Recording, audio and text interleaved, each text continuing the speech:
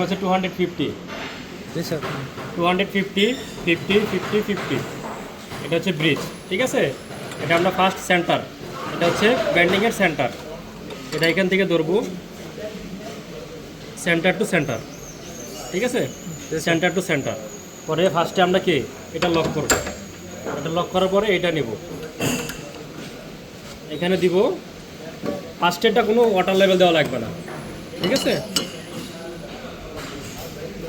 30 banding 30 mm, okay. First bending complete. After second bending how much? 30 degree, same. First bending this side, second bending opposite side, মানে উল্টা দিকে, ঠিক আছে। ফের আবার এটা নিব, এটা বসাবো, বসানোর পরে এটা এভাবে ঢুকাবো। তারপরে কি করবো, ওয়াটার লেভেল ধরবো,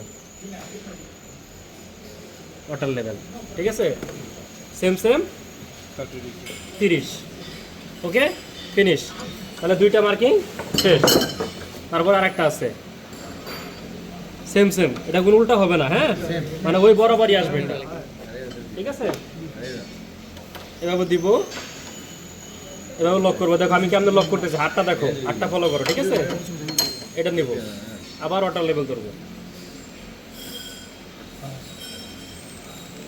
ঠিক আছে। ওয়াটার লেভেল ঠিক আছে, ঠিক আছে। তাহলে কত? 30। তাহলে আমার 3টা বেন্ডিং শেষ। লাস্ট অপোজিট সাইড, ঠিক আছে, just opposite side. This one দিব, এটা দিব। কি করবো, ওয়াটার লেভেল চেক দিব, ঠিক আছে, শেষ। লাস্ট কি করব, এদিকে আমরা কি করব, অ্যালাইনমেন্টটা চেক করব।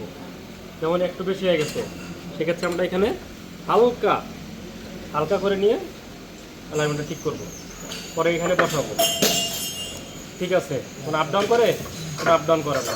এদিকে বসাবো, কোনো কি আপ ডাউন করে না, তার মানে ঠিক আছে, ওকে, ঠিক আছে। আর যখন আমরা ফিটিং করার ক্ষেত্রে কি করব, ফিটিং করার ক্ষেত্রে এই যে দুইটা সাইড আছে না, এই যে দুইটা সাইড, এই যে একটা সাইড, এই একটা সাইড, এই দুইটার সেন্টারে আমরা বসাবো। সেন্টার অ্যান্ড পাইপ সেম করে মার্কিং দিয়ে দুই সাইডে কেটে দেবো, ঠিক আছে।